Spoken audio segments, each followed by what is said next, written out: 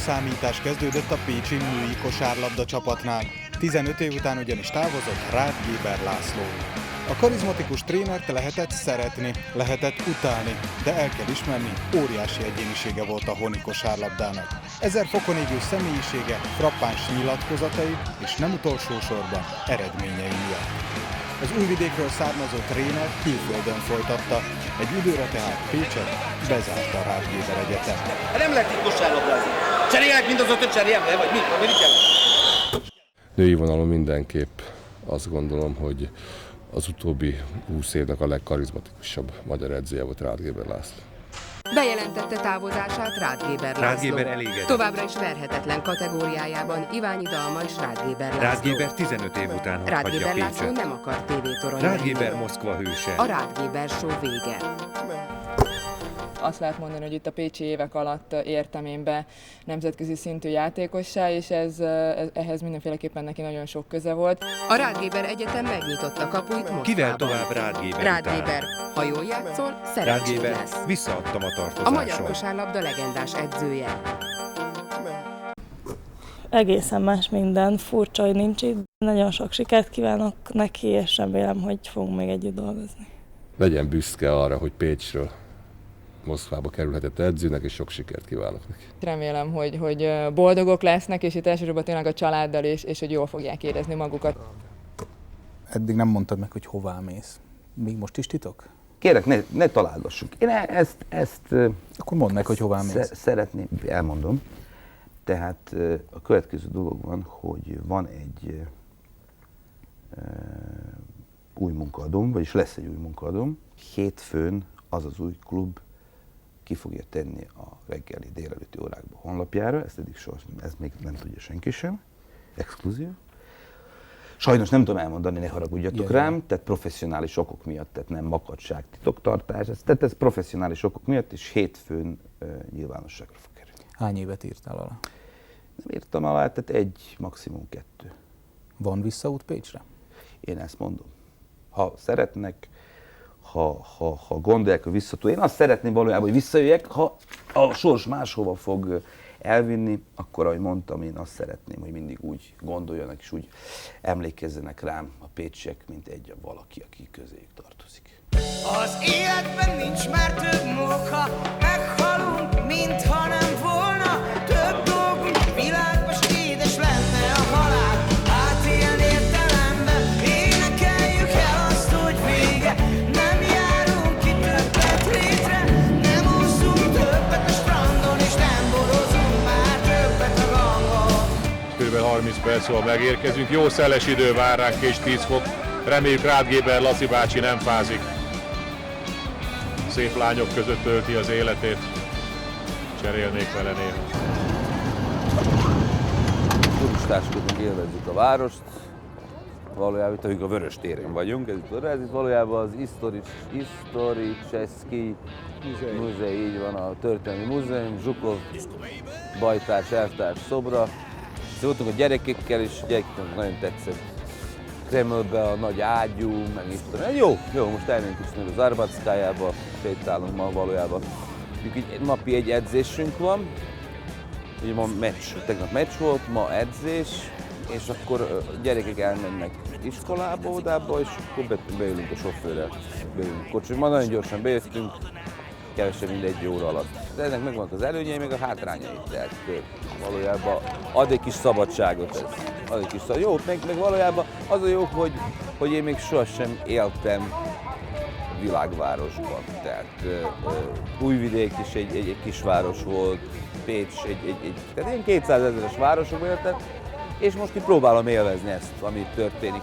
Valójában rengeteg hátránya van, és biztos, hogy az életet nem tudnám elképzelni, hogy talán még Budapesten sem, tehát az is már nekem nagy, ez meg óriás. Ez óriás, és valójában így pillanatnyilag csak, most látod, most is így mindenki ránk néz, azt gondolják, valami nagyon fontos személyiség vagyok. Itt a Vörös téren interjút adok, és így mindenki, igen, mindenki néz, hogy na most akkor mi történik, biztos valami nagyon fontos személyiség vagyok. Na, tehát próbálom élvezni ezeket a dolgokat, és így próbálom, hogy belemásszon, hogy amikor majd egyszer elköltözök innen, hogy így megmaradjon bennem, mert ez valójában grandiózis és nagyon szép. Ez a hatalmas csarnok a Spartak Moszkva otthona. 3 évvel ezelőtt építették, mindössze 3 hónap alatt, igazán pompás, legalábbis azt mondják. Persze, hogy mennyire moszkvai, azon lehet vitatkozni, hiszen abban az irányban körülbelül 35 kilométerre található innen a Kreml és a Vöröstér, azaz még moszkvai viszonylatban is meglehetősen a külvárosban vagyunk. Mindenesetre hatalmas a sürgés-forgás bent, hiszen néhány óra múlva kezdődik az európai kosárlabda idény, és olyan sót ígérnek, amelyik még az amerikait is lepipálja.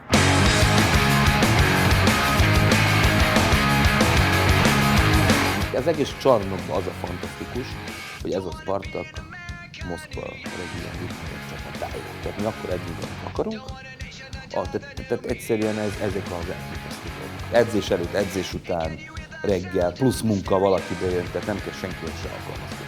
És valójában így lehet dolgozni, ezért azért 15, 17, 18 játékossal dolgozunk, külön időkbe jöttek, külön fizikai állapotban vannak, és ez nagyon szükség van mindenkivel más fajta munkát végezünk, és ez nagyon segít. Rádgéber László segítői is kiváló szakemberek. Másodedzője például az orosz U20-as válogatottal Európa-bajnok lett. Ismertem Lászlót és nagyon tisztelem őt. Kiváló szakember, sok friss, új gondolattal. Az én fő feladatom az orosz bajnokság figyelemmel kísérése. Keresem a tehetségeket és figyelem az ellenfeleket, mondta az Európa-bajnok. A csapatszoba igazán impozáns. A fényképeken látszik, hogy az amerikai elnök járt itt, az orosz kormánytagjai megfordultak, és itt vannak a kupáik is. Ez a csapatnak a megbeszél, itt vannak a meetingen. Itt szoktunk tévézni, videó, látjátok, ez az itt van, hogy hívják, úgyhogy ez így néz ki, itt vannak a serlegek, akik nyertek. A csapat orvosa 6 évig a török labdarúgó válogatott mellett dolgozott.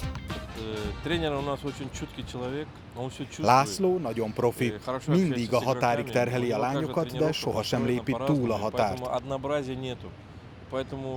Az edzései nagyon jól szerkesztettek, állította a doktor. A lányok öltözője Amerikában is megállná a helyét.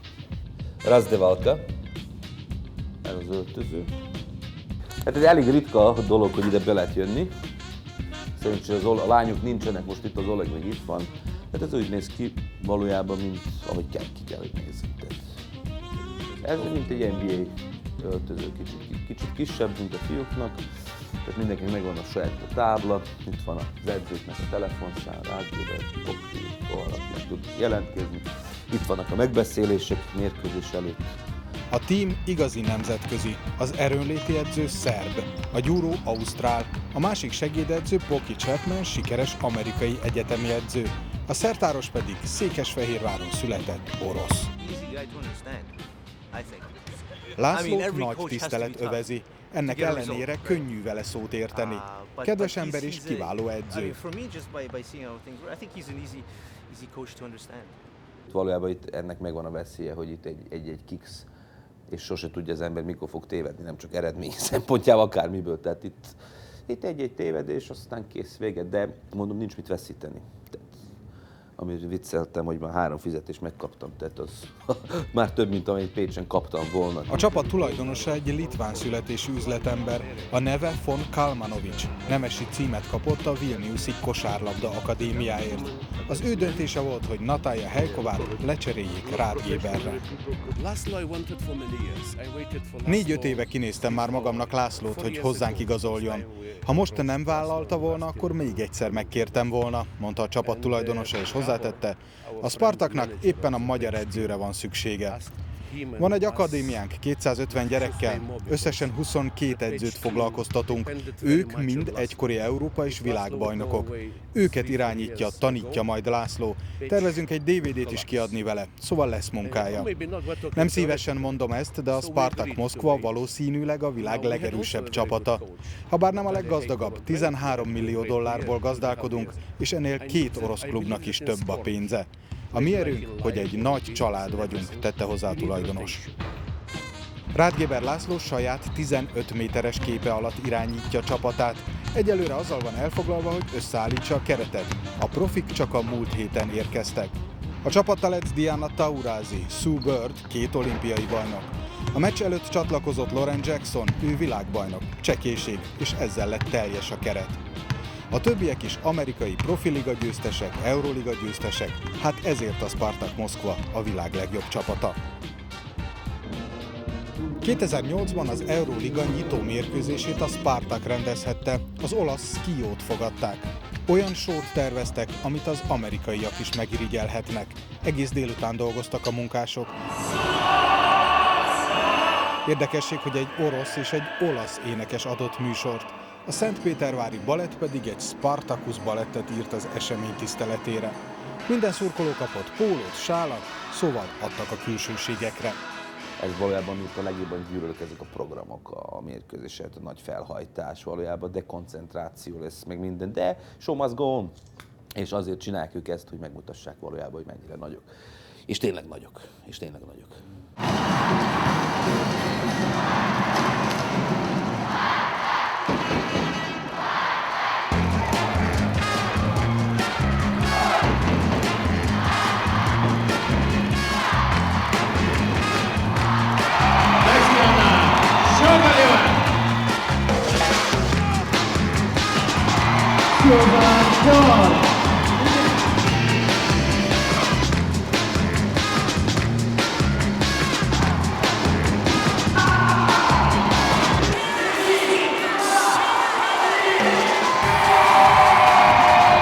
A mérkőzés végül magabiztosan 25 ponttal a Spartak nyerte. Mikor azt kérdeztem, boldog-e a tulajdonos, igent mondott. Elégedett vagyok, vannak még hibák, de bíztató a kezdet, mondta Sabtai von Kalmanovic. Furcsa volt. Hát azért, mert olyan, már megszoktam, hogy mindig a Pécs edzője, és most így, hát furcsa volt ilyen sztárokkal. Annyi gazdagság és boldogság ért itt szakmailag, hogy az leírhatatlan. És ezért is múlik gyorsan az idő, tehát észre se vettem, hogy majdnem egy hónapja ez itt már működik. Nagyon hiányoznak az otthoniak, a család, a barátok, az oktatóim, szörnyen hiányoznak a munkám, de fejben teljesen próbálok átállni, és amiért idejöttünk, azt támogatni. A 3. hétben elkezdtük az angol nemzetközi iskolát a gyerekekkel, és ez bizony annyit jelent, hogy reggel korai kelés, hosszú utazás az iskoláig, mire hazaérek, van egy kis időm, hogy eljöjjek edzeni, és akkor jön a délután, tanulás a Lacikával, játszás a Tomcsival, és utána Lacika pedig este kosárlabda edzésre jár, úgyhogy oda is hozni, vinni, jönni vele. Gyerekekkel telik az egész nap.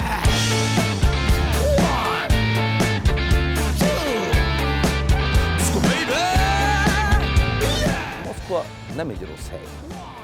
És én meglepően, nekem nagyon kellemesek az orosz emberek, hogy vidámak. Tehát egy dolog még mindig, rengeteg problémával küzdködnek. Természetesen túl nagy ez az ország, túl nagy ez a város, túl sokat voltak 17-től egy más rezsim alatt, ugye? Egészen ugye a rendszerváltásig. Tehát megmaradtak itt a problematikus helyzetek, de szerintem elképesztően gyorsan fejlődnek.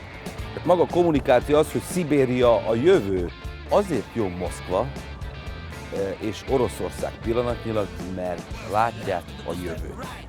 Hisznek valamibe, és élvezik az életet, vidámak, és ez ad egy erőt egy nemzetnek, egy fiatal embernek, egy civilnek.